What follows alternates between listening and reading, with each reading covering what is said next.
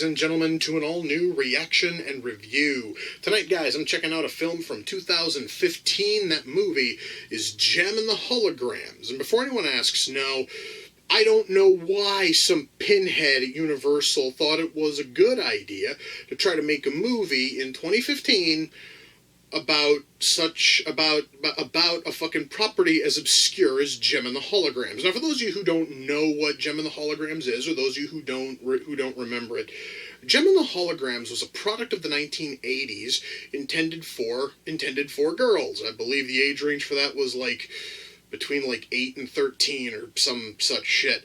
And it was about this woman, might have been in her late teens, early 20s, who used the power of a supercomputer to turn into a pop superstar named Gem. There was some shit about a rival band, and they would go globe-trotting, I guess. I don't know. I've only seen 4 episodes of the fucking show, and it was mindless garbage. But somebody decided to take said mindless garbage and make a 2-hour movie out of it. And I still have no fucking clue why. I also know that this movie was such a colossal bomb when it came out that Universal willingly pulled it out of all theaters after only 2 weeks, and it only made back about half its budget in that 2 weeks. I looked up the budget too. This movie was only made for $5 million, so as far as big studio films go, this was a shockingly low budget affair, and it did so badly it couldn't even make back its $5 million. And mind you guys, I'm talking worldwide box office. Only made about $2.3 million. I have no idea if this movie's going to be any fucking good at all. I kind of have my doubts. But, hey, you know what? The only way I'm going to find out, guys, is if I shut up and I push play, and I'm going to do that right now. So, without further ado, it's time to kick back, relax, and check out Gem and the Holograms. You know, guys, as a kid, I didn't care much for Gem. I was at least able to say that the music wasn't terrible. I wish I could say the same about this fucking movie.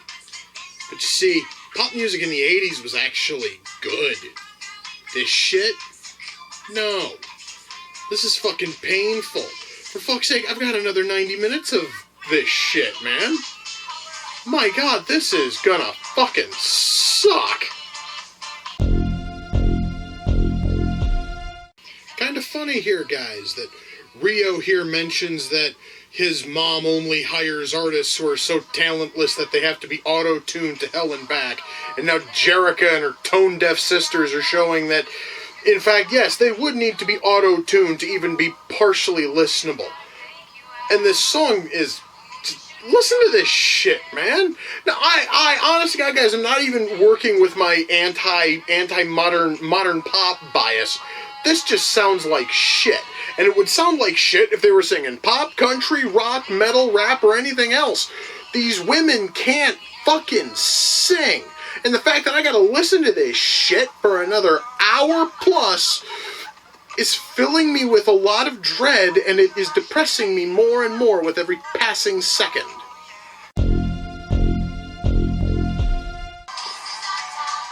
So, Gem is now making her first public appearance, her first public concert.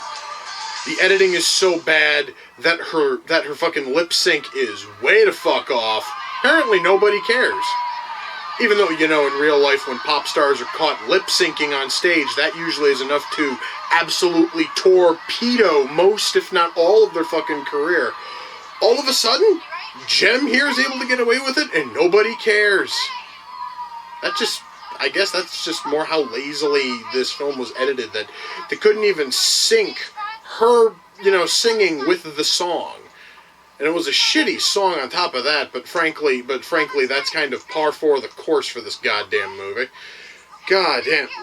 I really, guys, didn't think this movie was going to be this bad, but holy shit, this really sucks.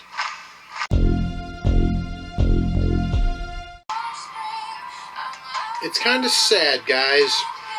Just when I thought I've heard the most vapid, worthless, shitty song this movie could possibly trudge up, then the next song plays. They get worse as the movie goes on. Fucking hell, guys! This thing here is also going through the 7. This here, guys, is like going through the 7 levels of musical hell, and it gets worse with each passing level. My God, guys, this is fucking torturous. Pretty sad, guys. This movie is trying to tug on our heartstrings. Jerrica is getting this long-lost message from her long-dead father. It's probably supposed to be all touching and all this other shit. The problem is, the writing is so frickin' dull. Our characters are so fucking shallow. This movie is so boring from start to finish. I can't bring myself to care. Right now, well, fuck, for about the last hour, I've been counting down the minutes, and I've been struggling to stay the fuck awake.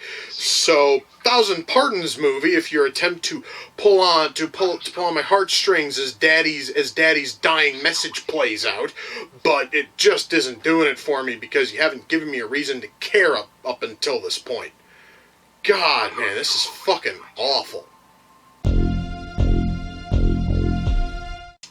Well, guys, that was Gem and the Holograms. Jesus Christ, shut up. Okay. So, my God, just give me a moment, guys. I've got to try to... Oh, for fuck's sake. You know what? This fucking movie wanted to focus on music so goddamn badly. Let's talk about the music, you see. I said at the start of this, I haven't seen a lot of the old Gem show. I think maybe Lifetime I've seen, 4 episodes? Maybe 5?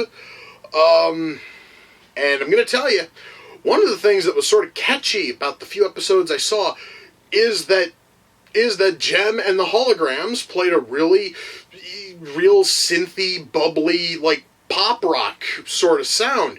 They had that, and it sounded great. This movie, instead of giving us like a pop rock sound, we get this fucking overdone, manufactured, lame ass, tame as fuck, bullshit, straight up pop. And it's not even good pop. I mean, if it was still like 80s style pop, you know, something that would sound kind of like throwback and retro in the modern setting this movie was put in, it would probably have sounded a hell of a lot better. But no, it's this bland, worthless shitbag pop that I don't know anybody over the age of like 12 who actually listens to it and openly enjoys it. And I mentioned this earlier, and it stands. The music gets worse as this fucking movie goes on. Like, the music starts off kind of sort of shit, but then again, that's because, like, the first, like, three minutes of the movie or so is just a bunch of YouTube videos of, you know, people playing covers of really shitty modern pop songs, using everything from, like, pots and pans and, you know, cellos and all this other kind of shit.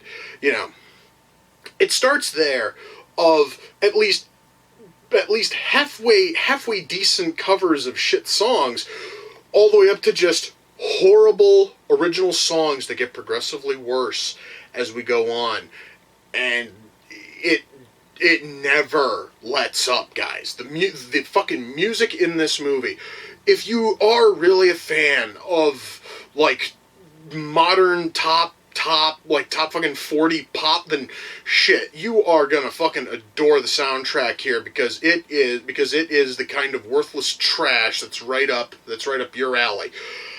However, if you like any other kind of music and you find modern top 40 pop to be probably some of the worst shit on the radio today, then yeah, this is a fucking 2-hour torture test. And I made it out. I made it out unfucking scathed. My sanity's always been in question, but it's not any less in question now. Let's just put it that way. I made it out unscathed, just with 2 hours of my life wasted.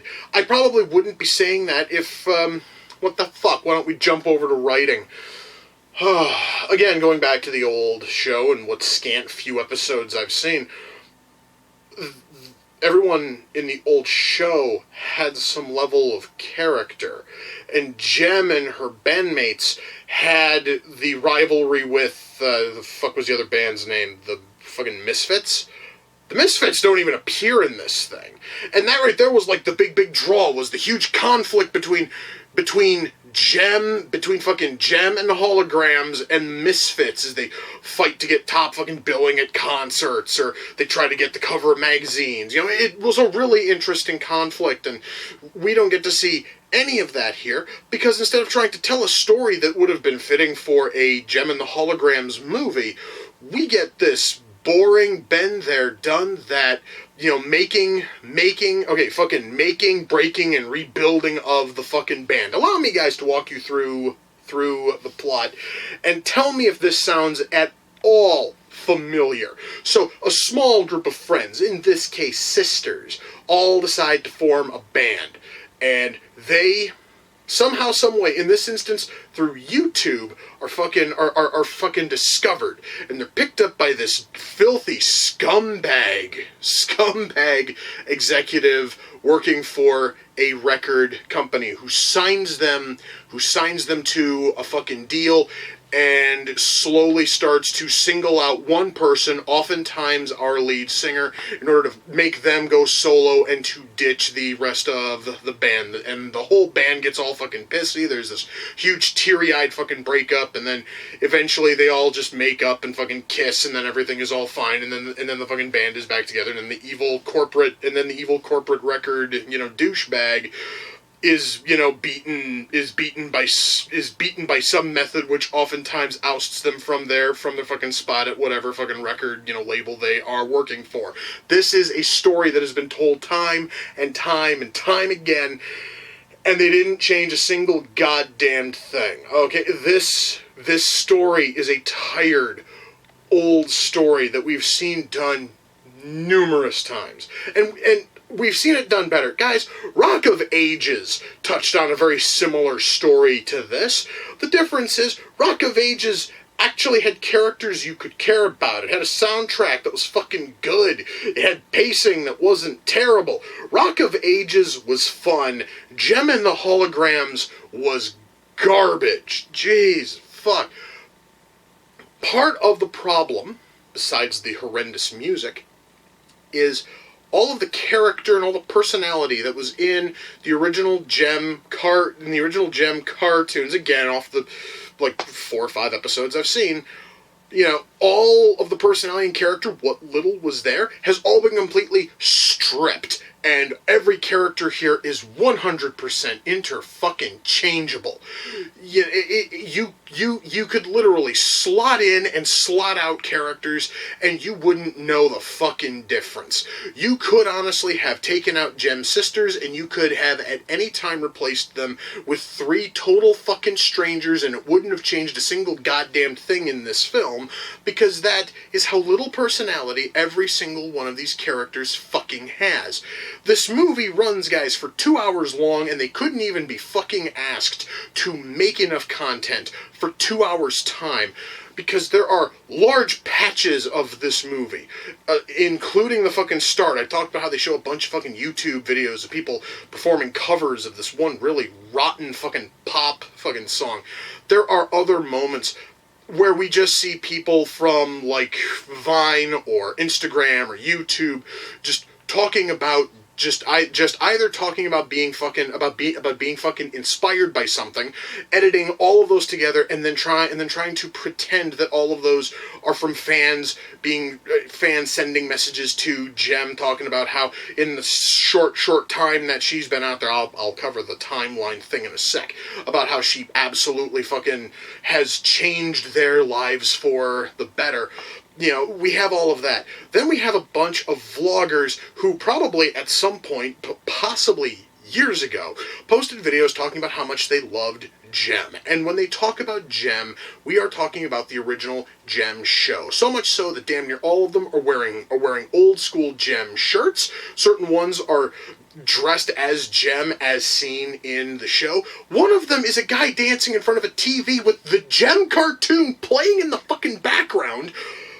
And the movie's trying to play all of this as people rooting for the Gem in this movie. They even show a bit of The Tonight Show with Jimmy fucking Fallon. Probably a huge mistake, because Jimmy Fallon is even less entertaining than this movie. I didn't think that would be a possibility, but you know what? When you fucking monkey around with Fallon, you're guaranteed shit. And it just looked to be a clip of him talking to somebody, and then the subject of Jem comes up. But it's not the movie Jem, it's the show. Why? Because at one point, Jimmy has to openly admit that it was his sister who watched the show when they were kids. They left that in this movie. This very clear note that they are talking about, they're talking about a 30-year-old fucking cartoon, instead of this pop star who, as far as anyone can tell, has been visible for a week. Let's talk about that whole timeline thing for just a minute, because I don't know how much time has passed from the start of the film to the end of the film, but it doesn't feel like a whole lot of time has passed. Allow me to explain. So, Jerrica makes this stupid little video where she has on this wig and it's covering fucking like most of her face, and she put all this pink paint on her face. Her sister finds it on their camera, decides to upload it on YouTube without telling anybody. The video goes monstrously viral. Erica fucking Raymond, who, if memory serves, was a guy in the show, just making a little note there, signs all of them to a fucking deal. And then within probably about a week, they're playing at this fucking club, and then suddenly they fucking take off. There's almost no other talk. Oh wait, there's like one other concert in there before we get to the big final concert at the end. As far as anyone knows, they've leaked all of one fucking song. But there's no evidence that they have made any albums. There is nothing in there about the possibility of touring. The whole thing feels as if it takes place across like a 2-week span, which means that Jerrica went from a fucking nobody in I believe it was supposed to be Northern California to hyper mega pop star Jem in Los Angeles across the span of like 2, maybe 3 fucking weeks. And that doesn't sound right. Nobody takes off that fucking fast. And of course we get to the final pop-up, concert, where I guess it's like a flash mob kind of concert thing where it's like announced like 2 days fucking ahead of time. Whole thing just felt fucking stupid. And there was literally zero attempt to try to show that time has passed or that they put out an album, that they've even been working on new songs. So every single time that a new song hits, it basically seems to come completely out of left field because you don't know where the fuck they're pulling these songs from. Perhaps maybe if the writer... I'm curious, how many fucking people wrote this?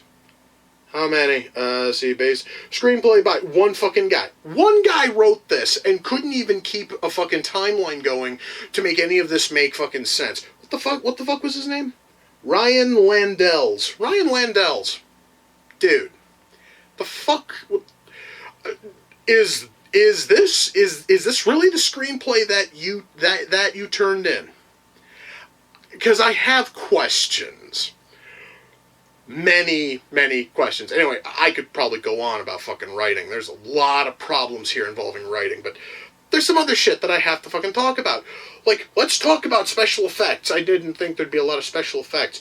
You know how at the start of this video I talked about how in the original Jem, I guess her fucking name was Jerrica, becomes Jem by way of a supercomputer?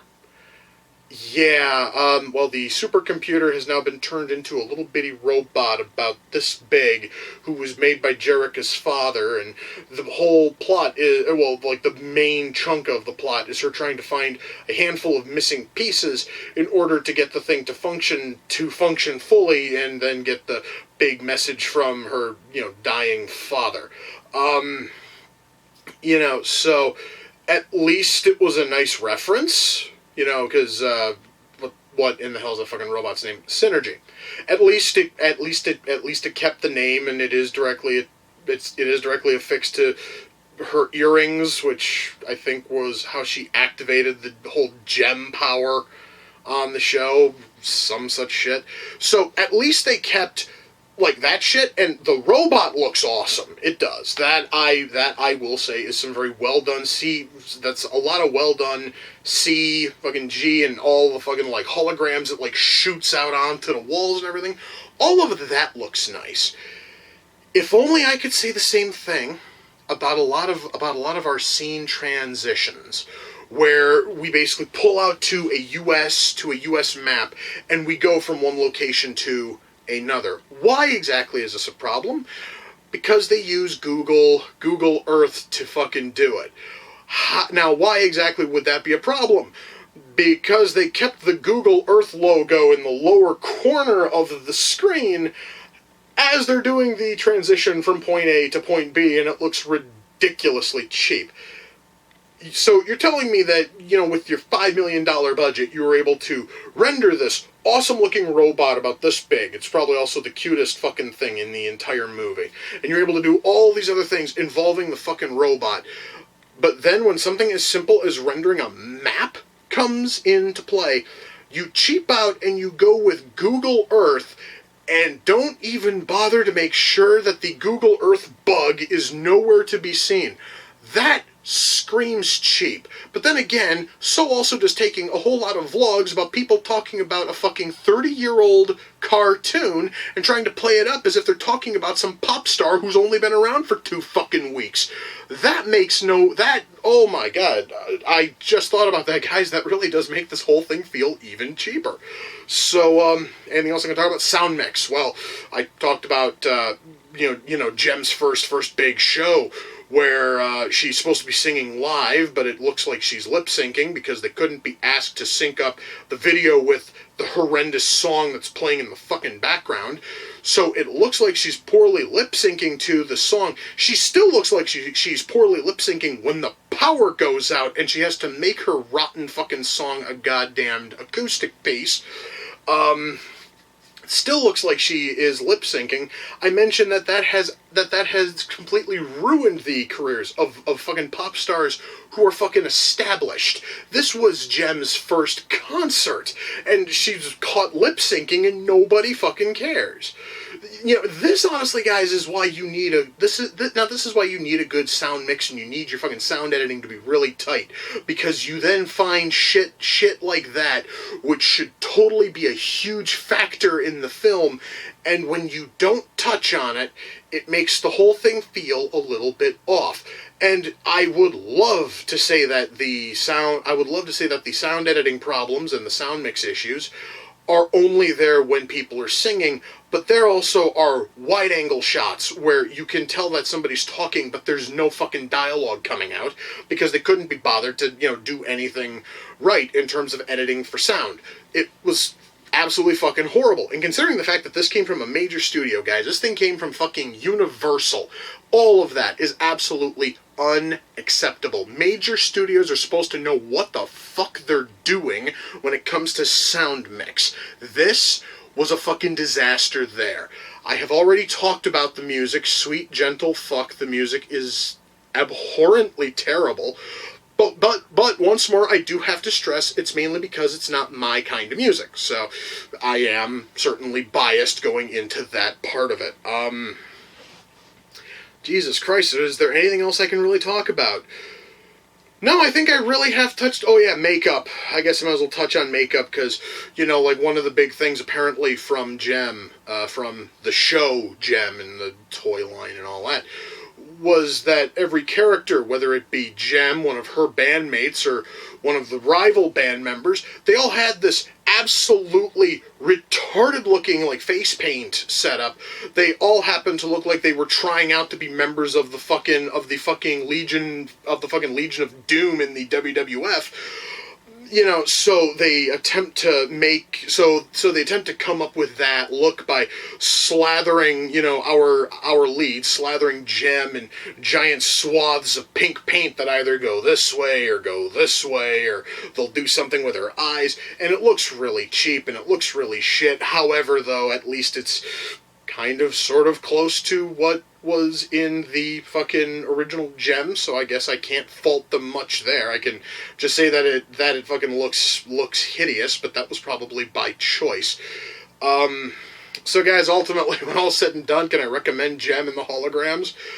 No! Just fuck no. Even if you're one of those people who's a diehard Gem fan who has seen every episode 1,000 times and you've got it all on DVD and you've got every song memorized and, you know, you live, sleep, eat, and breathe Gem, you're probably going to hate this thing because it has almost nothing to do with the property that you liked.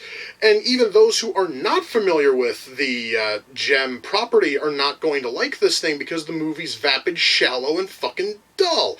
This movie is not going to appeal to anyone. I do not know a single person who could possibly be interested in watching something this empty, this worthless, and this shit. If you want to see movies which have a similar plot, at least to a point, I have two big recommendations for you, and those are Rock of Ages and This Is Spinal Tap. And I'm going to tell you right now that both of those have better acting, they have better fucking music, they have better pacing, they have better writing. Oh, I kind of sort of forgot about the acting here. It's wooden and shit and terrible, but that's because they didn't give any of the characters any fucking personality. So naturally, our actors were not going to be able to do much with lifeless wooden dialogue. So yeah, guys, if you really want a film with this sort of story, Rock of Ages tells a very similar story, as does This Is Spinal Tap, and with both of those you get vastly better music. You get actual acting, you get a story that's decent, you have pacing that's, you know, good. There is no reason, guys, for this fucking movie to have run 2 hours. There is literally no reason for that at all.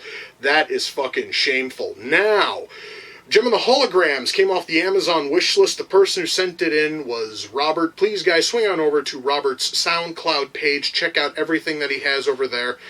And Robert, I do want to thank you, because when I heard that this thing was had one of the worst openings in box office history, when I heard that Universal pulled it out of every theater after 2 weeks, I was curious exactly how bad this steaming turd was. And thanks to you, I finally had my chance, and oh my god, it was worse than I could have ever expected. And I wouldn't have known that if you hadn't have sent it in, dude, and for that I thank you. You're fucking awesome. Once more, guys, please swing on over to Robert's SoundCloud page. Now, I mentioned This Is Spinal Tap, I mentioned Rock of Ages, I see both those Blu-rays. I'm gonna go fucking watch those, and I'm gonna see if my local used DVD shop wants this. Who knows? I might actually get about $2 for it, which is fucking $2 more than this worthless movie is fucking worth. Anyway, guys, that is gonna do it for this installment of Reaction and Review.